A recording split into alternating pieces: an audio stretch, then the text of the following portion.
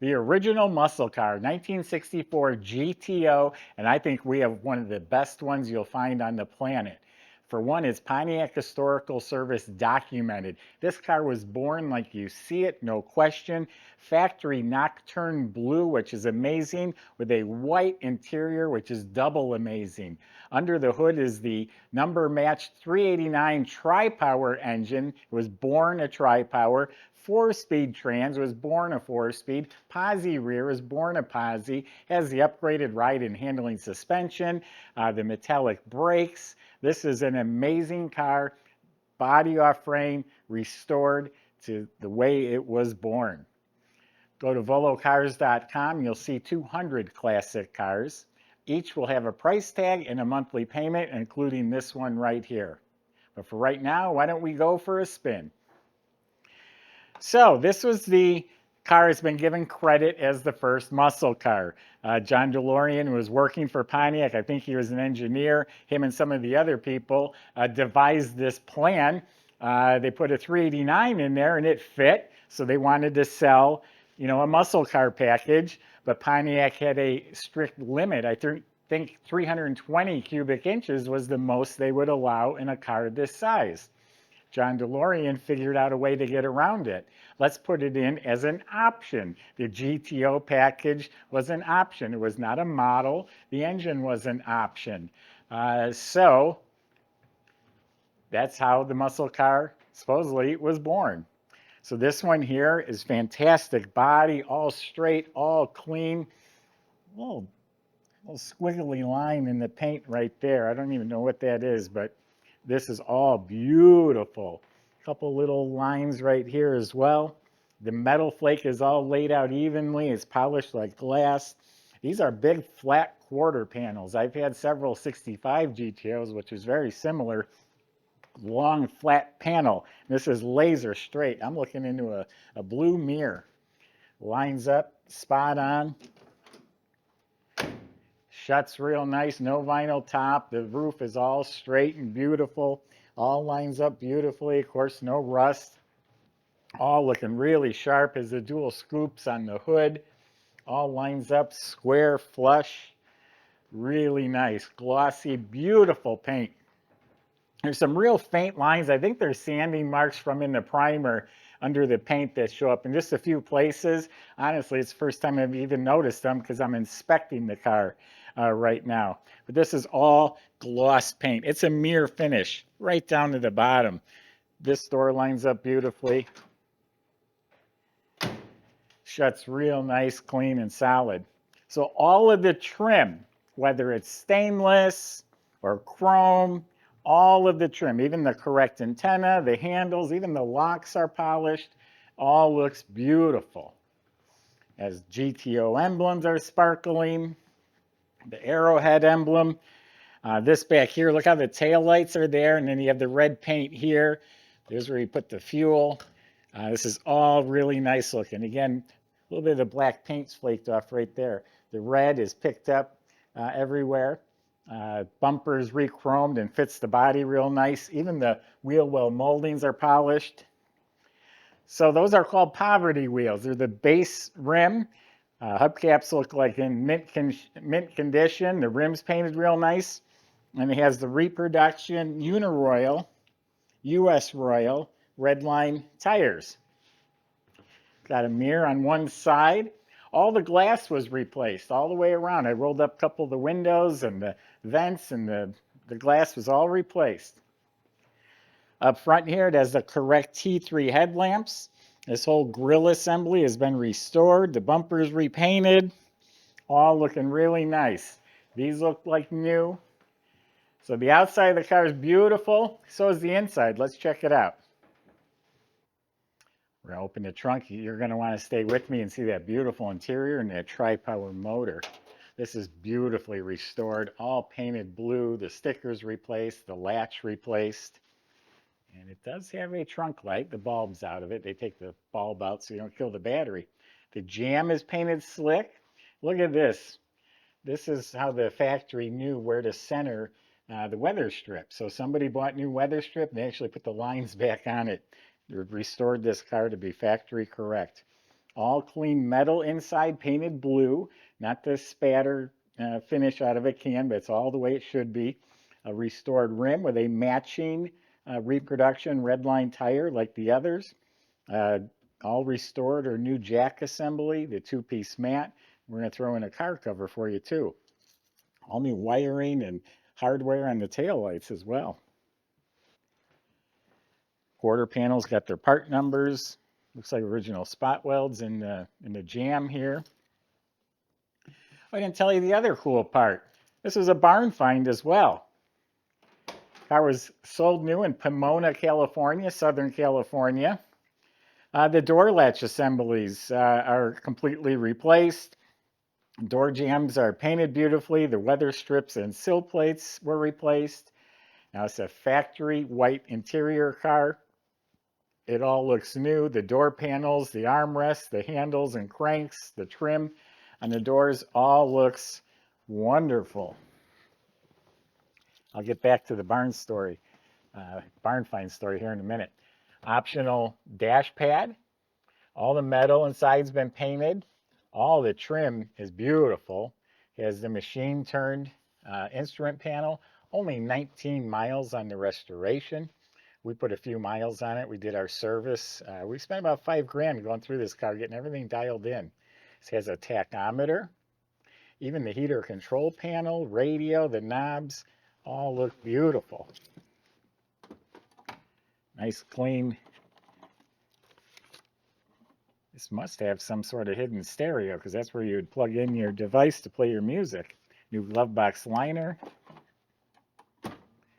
I'll find out more about the stereo. So the kick panels, interior lights, carpet, all that's beautiful. Reproduction mats, bucket seats, been reupholstered, of course. 4-speed shifter on the floor is correct. Does have seat belts. They're actually optional in 64. Got floor mats in back, side panels, armrest, window cranks, all replaced. Everything's nice, bright white, looking really sharp. The rear shelf's been replaced. For some reason, it's kind of tattered over in the corner there. But all the trim around the window is replaced. The headliner is replaced. It's nice and tight fitting, nice bright white, working dome light, new matching visors, new mirror. This has the deluxe 4-spoke steering wheel. Typical hairline crack here. Looks like they repaired. So yeah, looking really good in here. Really sharp. Love the blue and white combination. I'm a sucker for that. So back to the barn story. A GM engineer started buying up a bunch of muscle cars when gas prices shot up. He started parking them all over Kansas City. So a hunter 10 years ago was hunting, and there's a legitimate old barn. We have a picture. Found 3 GTOs sitting in the barn. This was one of them. He acquired the cars, and since then a complete body off frame restoration's been done. So it's the correct 389 motor. The codes are right here that match up to the car. Tri-power, all of it's restored to factory specs. You can see that. The carbs with the tags, the right foams, the right lids, the chrome valve covers, dated spark plug wires, 1064, the writing on the firewall. That's to tell the assembly line workers what to do. The ribbed hoses with the clamps, all of that is factory original type stuff. The hinges, the finishes, all of this is really sharp looking. The GM hoses and clamps. Supposed to be a heavy duty cooling, that was an option. Supposed to be a 7-blade fan, which it is. It's a clutch fan. AC fuel filter. Spring clamp battery cables. Battery's been replaced. Alternator. All these markings is all correct. Markings on the steering box. Stock manifolds. Everything on the firewall looks great. Got the original trim tag there with the blue and white combination. Wiring harness looks like it's been replaced. Then under the hood is the insulation. More assembly line writing. So looking good. Michael's going to take you for a very careful test drive, and we'll see you in a few minutes.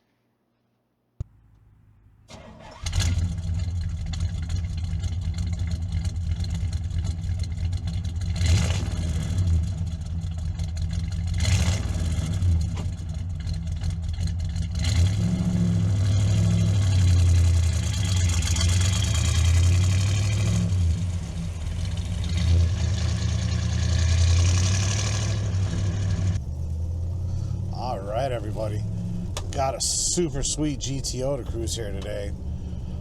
Let me start by saying that we are having some inclement weather in our area and the streets are heavily salted.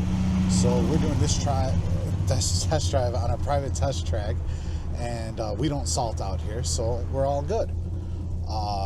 We really don't get many 64 GTOs at the museum here, and this has got to be one of the best in the country, I tell you. It's got a 389 under the hood with tri-power. That's the way this car was born. Also this beautiful Nocturne Blue with the white interior. But it really is just a top quality restoration, and I'm absolutely in love with it. Started right up in the showroom after sitting for at least a day, and yes, it has a real nice clean idle and just seems to be a really, really good car. I absolutely like it does have the 4-speed manual transmission, Muncie. I believe it's an M20. But this shifter is nice and tight, very precise, clicks right into the next gear for you. That is super sweet, the way it's set up there. Yeah. Check out the pictures of the undercarriage on this one. Our shop went over it top to bottom. We did perform service. We just rebuilt the trans, actually, so that was a big ticket item for us, but that is a fresh rebuild on the trans.